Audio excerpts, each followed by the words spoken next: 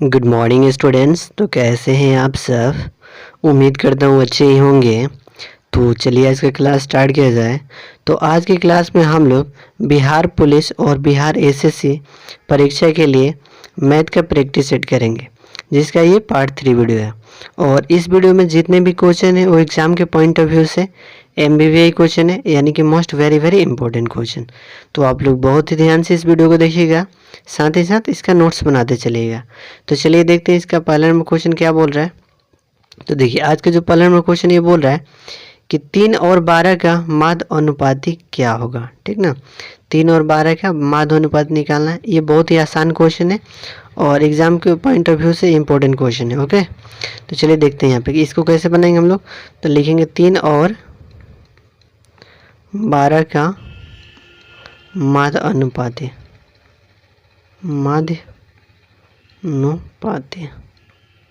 3 और 12 का माध्य अनुपाती कितना हो जाएगा? तो रूट अंडर 3 गुना 12। ठीक है, रूट के अंदर दोनों को गुना करा दिया जाता है और 3 में 12 में गुना होगा तो ये हो जाएगा 36। 36 को रूट से बाहर निकालेंगे तो ये आएगा 6। ओके, तो यहाँ पे 6 हमारे इस क्वेश्चन का सही आंसर होगा, जो कि ऑप्शन नंबर बी में दिया है। तो ऑप्शन नंबर बी इस क्वेश्चन का सही आंसर हो जाएगा। ओके, देखिए बहुत ही आसान क्वेश्चन है और एग्जाम के पॉइंट ऑफ व्यू से इंपॉर्टेंट क्वेश्चन है ये चीज़। ठीक है, तो इसको आप लोग ध्यान में रखिएगा।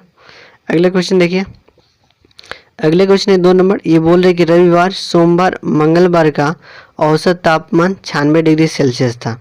सोमवार, मंगलवार एवं बुधवार का तापमान 99 डिग्री सेल्सियस था। यदि बुधवार का तापमान 103 डिग्री सेल्सियस हो तो रविवार का तापमान ज्ञात करें। ठीक है, तो देखिए यहाँ पे रविवार, सोमवार, मंगलवार का तापमान दिया हुआ है, फिर सोमवार, मंगलवार, बुधवार का तापमान दिया हुआ है। यहाँ पे सिर्फ अकेले में बुधवार का तापमान दिया हुआ है। तो इसमें रविवार का तापमान पूछा है, यानी कि पहले वाले का तापमान पूछा है। ठीक ना, देखिए बनेगा कैसे।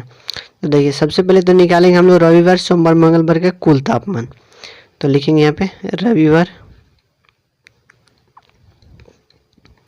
सोमवार, मंगलवार का कुल तापमान। तो कुल तापमान कितना हो जाएगा? तो औसत बराबर क्या होता है? देखिए यहाँ पे औसत जब भी लिखेंगे तो औसत बराबर क्या होता है? तो दी गई संख्याओं का योगफल अब बटा दी गई संख्याओं की संख्या। तो यहाँ पे योगफल हम लोग निकाल रहे हैं, तो योगफल बराबर क्या हो जाएगा? तो दी गई संख्याओं की संख्या गुना में औसत हो जाएगा। तो यहाँ पे क्या हो जाएगा? यहाँ पे इनकी संख्या कितनी है? 3 है, तो 3 हो जाएगा। इनका औसत कितना है? तो 96 डिग्री सेल्सियस है, तो 96 डिग्री सेल्सियस हो जाएगा। ठीक है, तो यहाँ इसका रविवार, सोमवार, मंगलवार का कुल तापमान, इसको मल्टीप्लाई करा देंगे तो यहाँ से निकल जाएगा। तो इसको मल्टीप्लाई करेंगे तो कितना हो जाएगा? 36 18, 18 के हाथ में 1 और यहाँ पे हो जाएगा आपका 29 27 1 28, यानी 288 डिग्री सेल्सियस आएगा, डिग्री सेल्सियस। ओके, इतना आ गया। फिर चलिए फिर यहाँ पे निकालेंगे हम लोग सोमवार, मंगलवार और बुधवार का कुल तापमान। सोमवार, मंगलवार अब बुधवार का कुल तापमान, बुधवार का कुल तापमान। तो इसमें भी वैसे ही करेंगे, 3 गुना इनका औसत कितना है? तो 99 डिग्री सेल्सियस है, तो 99 डिग्री सेल्सियस। ओके, इसको करेंगे तो 29 27 के साथ 29 27 27 28 29, तो इतना डिग्री सेल्सियस आ गया। ओके, अब चलिए ये चीज़ यहाँ पे ये चीज़ मिल गया हम लोग को, रविवार, सोमवार, मंगलवार का कुल तापमान, फिर सोमवार, मंगलवार, बुधवार का कुल तापमान मिल गया। ठीक ना, अब चलिए हम लोग ऐसे करते हैं, यहाँ रविवार का हम लोग निकालना है ना, तो सोमवार, मंगलवार इसमें से घटा देंगे तो क्या निकलेगा? रविवार का तापमान निकल जाएगा। तो पहले सोमवार, मंगलवार का तापमान हम लोग निकालते हैं। सोमवार, मंगलवार का तापमान, मंगलवार का कुल तापमान। तो देखिए सोमवार, मंगलवार का कुल तापमान, तो देखिए सोमवार, मंगलवार, बुधवार का कुल तापमान कितना दिया है? तो 297 डिग्री सेल्सियस। ठीक है, तो ये कितना हुआ? सोमवार, मंगलवार, बुधवार का तीनों का तापमान है।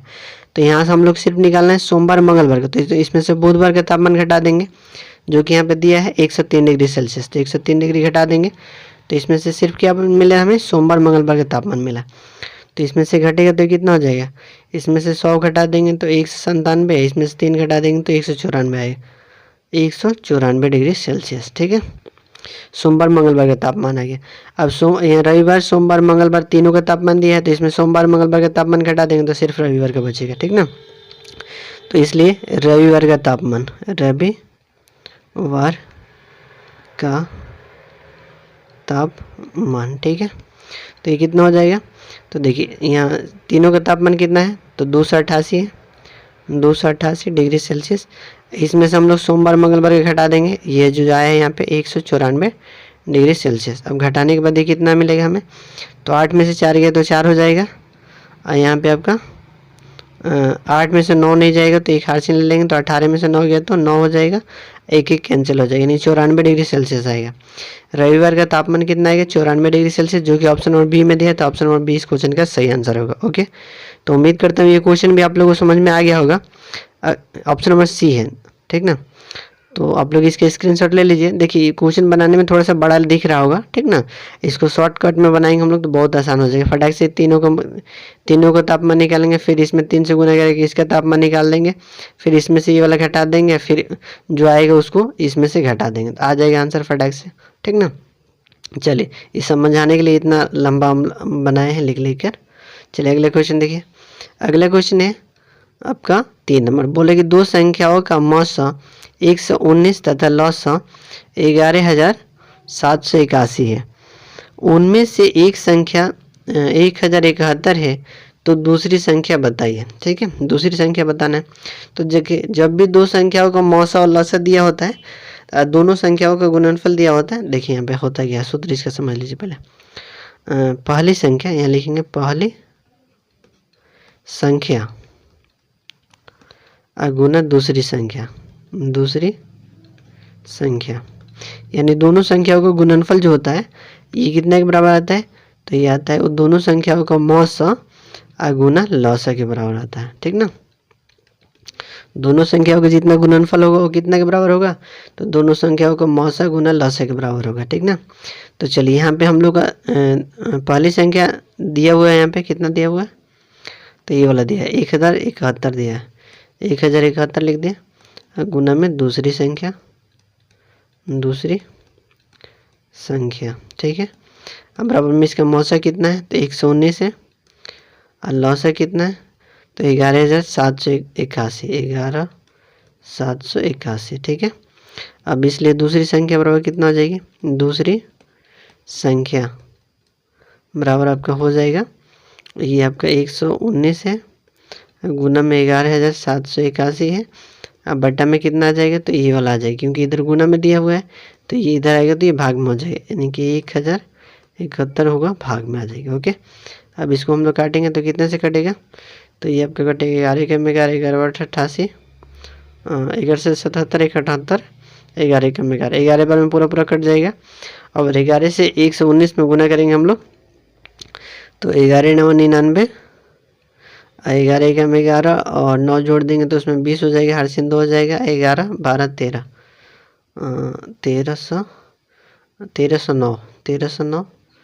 1309, जो कि ऑप्शन नंबर सी में दिया है, तो ऑप्शन नंबर सी इस क्वेश्चन का सही आंसर होगा। ओके, तो उम्मीद करता हूँ ये क्वेश्चन भी आप लोगों को समझ में आ गया होगा।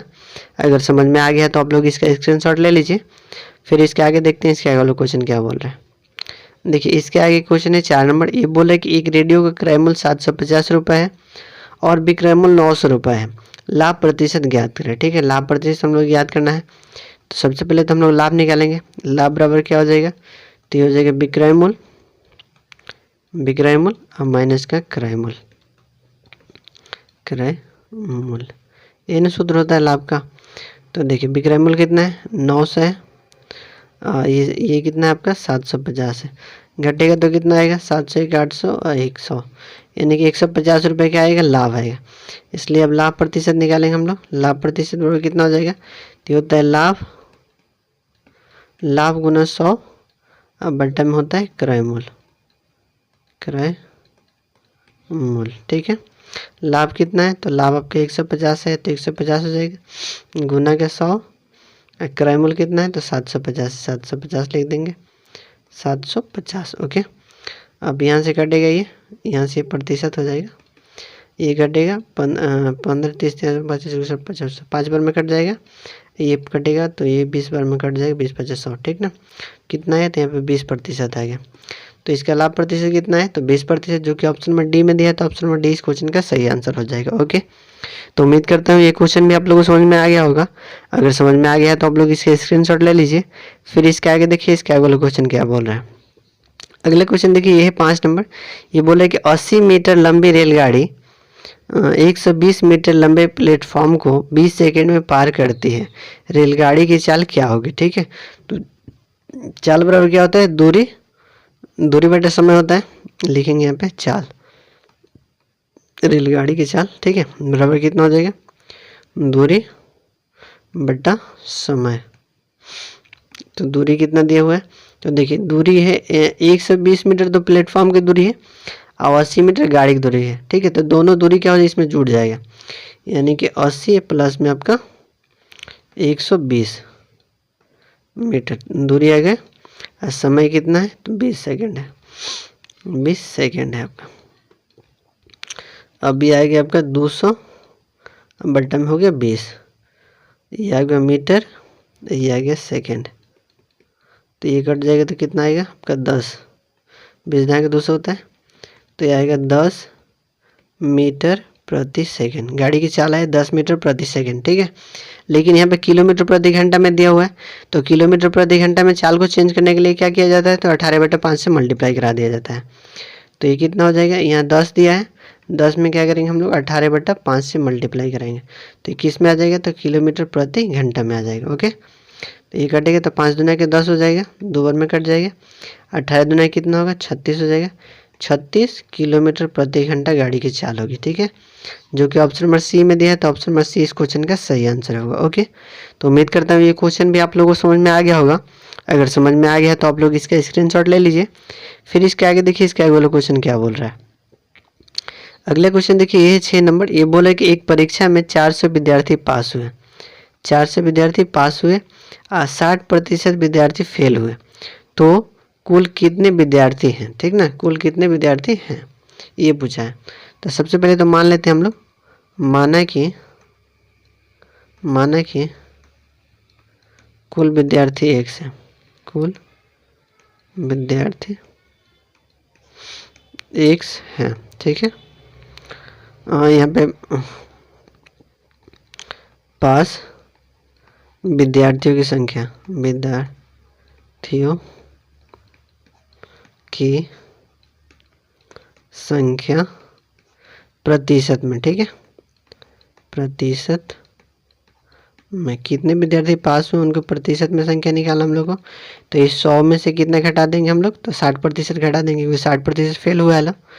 तो यहाँ से 60% घट जाएगा तो कितना है, यानी 40% क्या हो रहे हैं, तो पास हो रहे हैं, 40% पास हो रहे हैं। यहाँ पे दिया हुआ है आपका, एक मिनट, यहाँ पे दिया हुआ है कि पास हुए हैं 400 विद्यार्थी, यहाँ पे हम लोग निकाले 40%, यानी पास हो रहे हैं विद्यार्थी, यानी कि x का जो 40% होगा वो कितना के बराबर होगा, तो ये आपका 400 के बराबर होगा, ये हो गया 400। अब यहाँ से हम लोग क्या करेंगे, इसको हल करेंगे, तो x बराबर मिलेगी इतना 400 गुना में हो जाएगा 100, क्योंकि देखिए इसको हम लोग हटाएंगे तो क्या हो जाएगा, प्रतिशत हटेगा तो बट्टा में 100 जोड़ेगा, तो इधर 100 भाग में, तो इस साइड में आएगा तो गुना में हो जाएगा 100, और 40 यहाँ पे क्या है, यहाँ पे गुना में x के, तो इधर आएगा तो ये भाग में हो जाएगा। ओके, अब ये कटेगा तो 40 जाएगा 4 से 10 बार में कट जाएगा, 10 से 100 में मल्टीप्लाई होगा, कितना हो जाएगा 1000, यानी कुल विद्यार्थियों की संख्या कितनी है, तो 1000 है, जो कि ऑप्शन नंबर बी में दिया है, तो ऑप्शन नंबर बी इस क्वेश्चन का सही आंसर होगा। ओके, तो उम्मीद करता हूँ ये क्वेश्चन भी आप लोगों को समझ में आ गया होगा। अगर समझ में आ गया है तो आप लोग इसका स्क्रीनशॉट ले लीजिए, फिर इसके आगे देखिए इसके आगे वाला क्वेश्चन क्या बोल रहा है। अगला क्वेश्चन है 7 नंबर। ये बोल रहा है कि एक आयत का विकर्ण 5 सेंटीमीटर तथा चौड़ाई 3 सेंटीमीटर है, इसका क्षेत्रफल क्या होगा। ठीक है, आयत का विकर्ण दिया हुआ है 5 सेंटीमीटर, चौड़ाई दिया हुआ है 3 सेंटीमीटर और क्षेत्रफल पूछा है। सबसे पहले तो यहाँ पे एक आयत ड्रॉ कर लेते हैं हम लोग, तो ये आपका आयत बन गया, आयत बन गया। इसमें ये विकर्ण दिया हुआ है, विकर्ण का मान कितना दिया है, तो 5 दिया हुआ है, और इसकी चौड़ाई दिया हुआ है कितना, तो 3 दिया हुआ है। ठीक है, तो देखिए आयत का जो क्षेत्रफल होता है, क्षेत्रफल निकालना है तो आयत का क्षेत्रफल कितना होता है, लंबाई गुना चौड़ाई। तो चौड़ाई दिया हुआ है, लंबाई नहीं दिया है, ये वाला मान नहीं दिया हुआ है यहाँ पे। तो यहाँ देखिए ये वाला यहाँ पे एक त्रिभुज बन रहा है ना, ये समकोण त्रिभुज बन रहा है।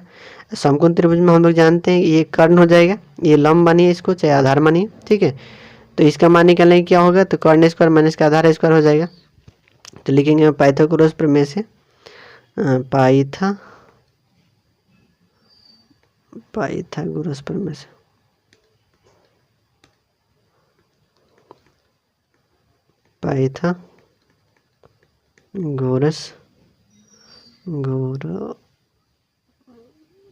गोरस प्रमेय से, ठीक है। पाइथागोरस प्रमेय से क्या हो जाएगा, समकोण त्रिभुज ABC में, समकोण त्रिभुज ABC में इसको मान लेते हैं A है, इसको B मान लेते हैं, इसको C मान लेते हैं, इसको D मान लेते हैं, इसको क्या मान लेते हैं हम लोग, इसको मान लेते हैं हम लोग लंब, ठीक है। इसको आधार मान लेते हैं। तो लंब बराबर क्या हो जाएगा, लंब कितना BC बराबर कितना हो जाएगा, तो ये हो जाएगा रूट अंडर कर्ण स्क्वायर यानी कि AC का स्क्वायर माइनस का AB का स्क्वायर हो जाएगा।